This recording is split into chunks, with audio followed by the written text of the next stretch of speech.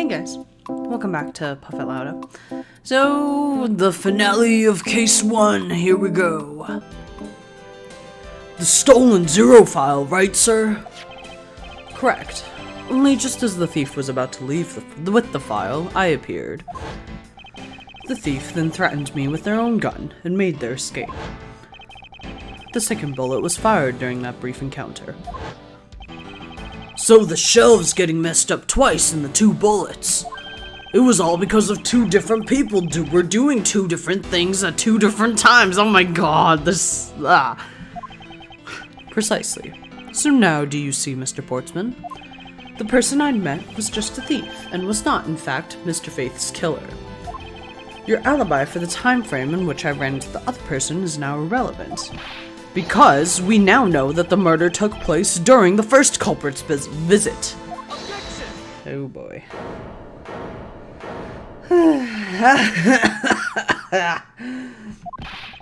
What's so funny, pal?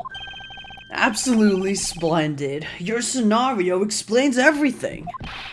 Of course it does. It's Mr. Edgeworth after all. But you know, it still doesn't change the fact that it's all circumstantial.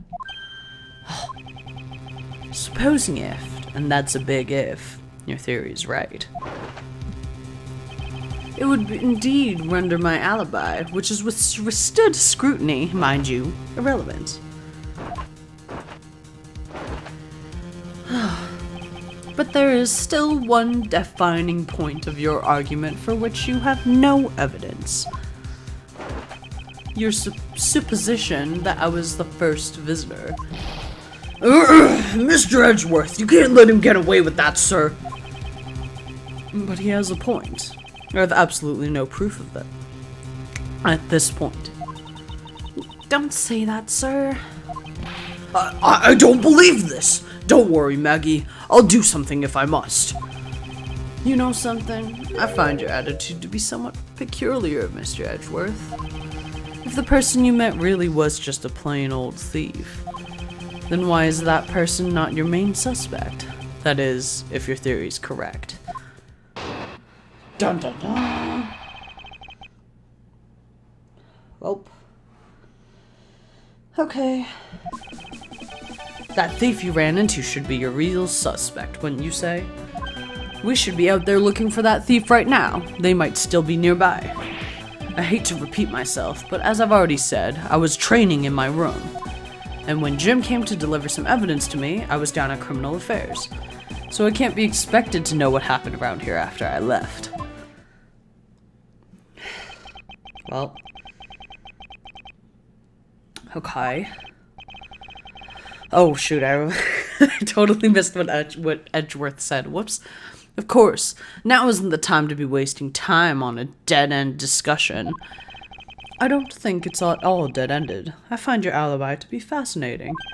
Let's continue where we left off, shall we? I know he's lying. I know he was here at the scene of the crime. I just have to find a way to prove it. Okay. Ow. Whoops. Hit something.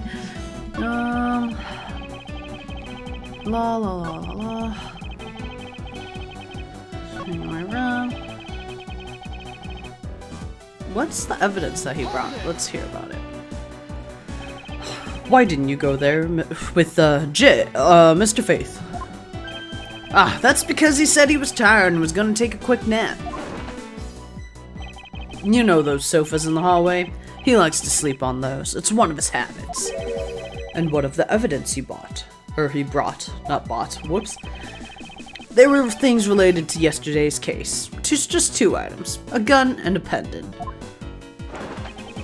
Interesting. This piece of testimony seems too crucial to let slip through the cracks.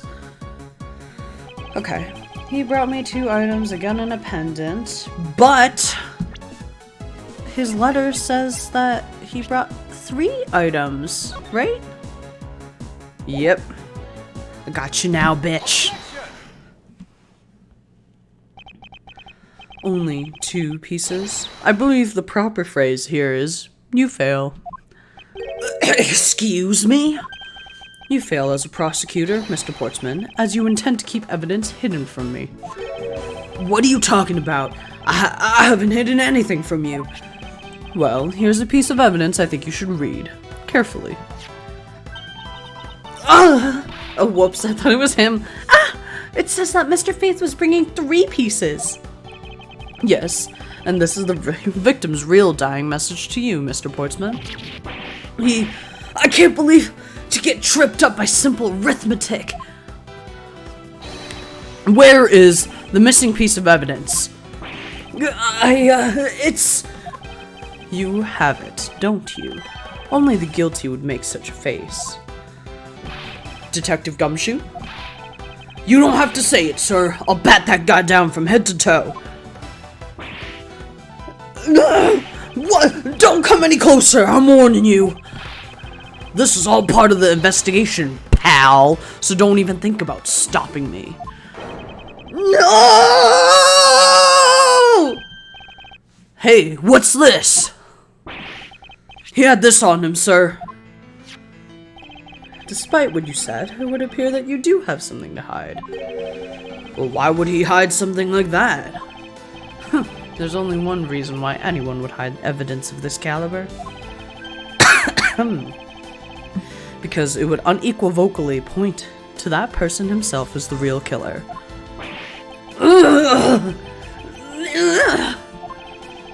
Let's examine this videotape in a little more detail.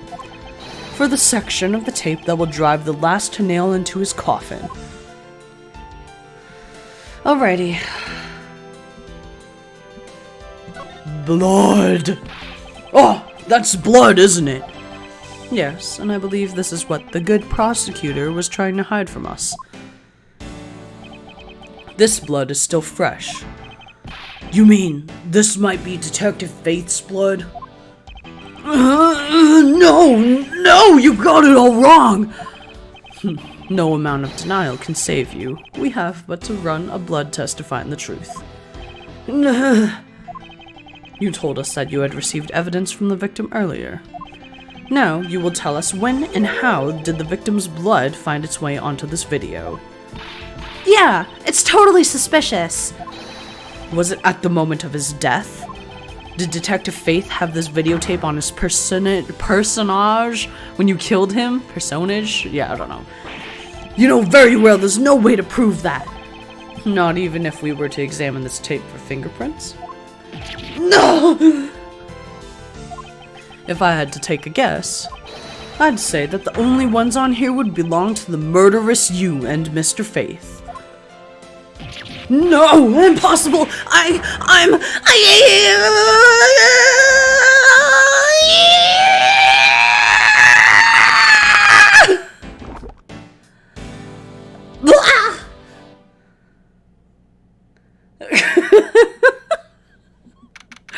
Oh my god. Oh. Well, he's dead now. He swallowed his entire medal. Mr. Portsman has been placed under arrest for the murder of Detective Buddy Faith, sir. Very good. And the results we got back from the lab techs on the tape turned out to be real solid, sir. The blood work came back and it was definitely Mr. Faith's blood on there. And as a bonus, they were also able to lift a few of Mr. Faith's fingerprints as well. Thank you so very much, Mr. Edgeworth. I still can't believe I got to see your cold deduction skills outside on the courtroom. I'm impressed beyond words, sir. It was nothing. I'm just sorry you got caught up in a murder in my office. Please accept my apologies. Oh, it was nothing, really, compared to what I've been through, I mean. I consider myself lucky that it was only a burglary and a murder this time, sir. If it had been a hold-up or a hostage situation, I would have thrown my hands up in the air, sir. I think I'm finally rising up from a goddess of misfortune to just an unlucky person. Something tells me we should have hired a different person for security detail. You know something, sir? That Mr. Portsman really was one corrupt prosecutor. And why would you say that? Why would you say he was corrupt? Well, I heard that there were a number of suspicious things related to his court cases. There's even rumors about how some of the evidence he uses is forged, sir. forged evidence, huh? And they say he even decided not to prosecute a few cases for some really vague reasons. Oof, that guy was a complete disgrace to the entire profession. We never did get around to asking what his reason was for breaking into my office. Yeah, whenever we got near that topic, he just climbed up. Although, we can be pretty certain that it was to steal something. This is just between you and me, sir, but there's a rumor that some sort of huge organization is involved behind the scenes. Oh, well. With Mr. Portsman not willing to divulge anything, it certainly lends credence to that rumor. It would seem that we haven't heard the last of this. Huh? Then Mr. Portsman isn't the bad guy? I didn't say that, but rather that there are still many more mysteries for us to solve. For example, we still haven't figured out the significance of this piece of evidence.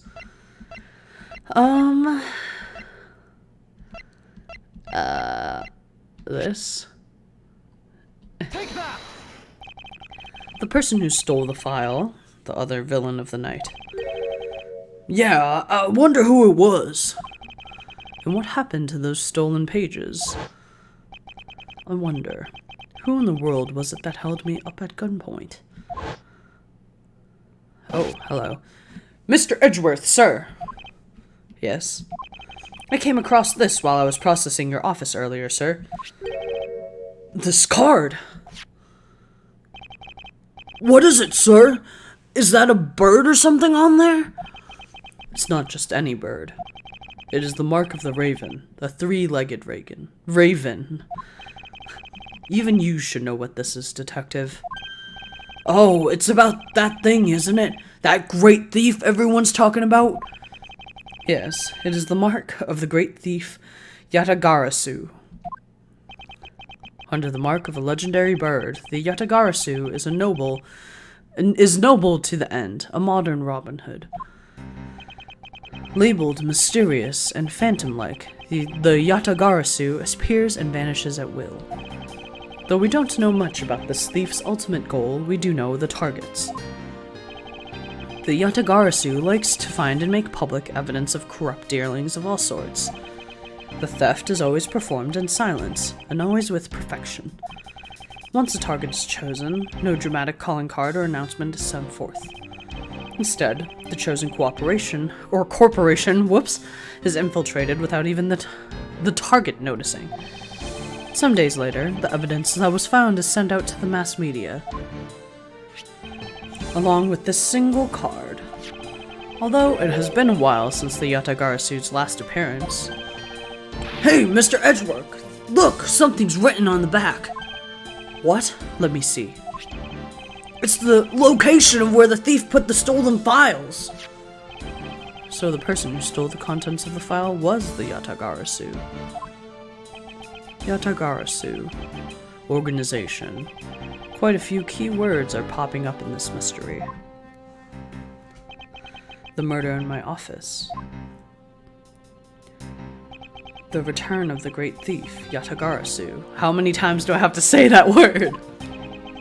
Looking back, I can't say I didn't see these events coming, for they were heralded by the incidents that began to occur 2 days ago.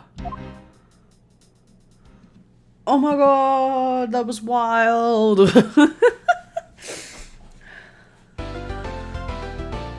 We got a new episode, Turnabout Airlines. I guess we still have some time, so I'll save and I'll play that one, I guess. Or at least start it, so that we're not, like, waiting for years. You know what? I hate the fucking, prosecutor in that other one. The evil guy. Jack. Annoying. The return of the great thief Yatagarasu. Thinking back, everything began on that fateful day 2 days ago. Okay, there's a lot of flashbacks going on. 2 days earlier. Oh my god, I'm dead. Well, I can't be dead. Oh, that's wine. Whee! Whoa! I fly. Yes, everything began high up in the air, 9,000 feet in the air to be precise. Thank you for flying iFly Airlines. We are currently experiencing some slight turbulence. We are asking all passengers to please return to their seats and fasten their seatbelts. Okay. Ah! Oh shit. Oh no. Is that blood or is that wine? Who knows what's going on? Somebody's passed out. I'm passed out. Oh god. Well, I'm on the floor. Ugh. Ugh. Jesus. What happened? Why do I feel like I just woke up from a horrible nightmare? Oh, 6:13, huh? Guess I was out cold for about 10 minutes. Huh, slight turbulence indeed. Ladies and gentlemen, we are currently experiencing some slight turbulence.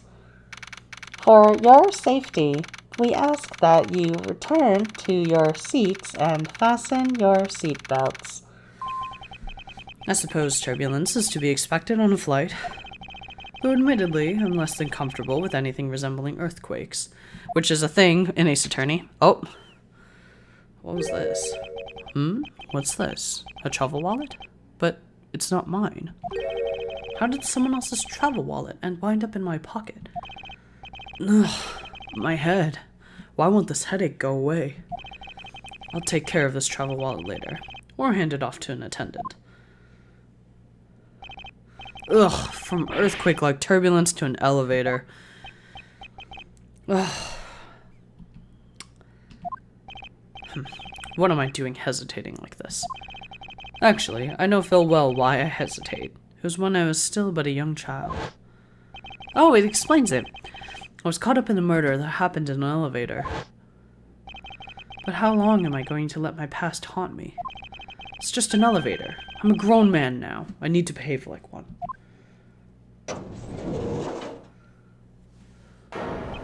What the? What in the world happened? Is there something wrong, sir? I must ask that you return to your seat. Ah! He's dead! Please calm down. We mustn't jump to conclusions without all the facts. What's wrong? Did something happen? You murderer! What? No! You have it all wrong. It wasn't me. Well, rip Edgeworth. We tried. And I'm gonna end the episode here, which just a cliffhanger again. I'm sorry, but we're in trouble again. Holy crap, that's a huge parfait. Okay, well, anyways, next time we'll talk to the guy with the huge parfait.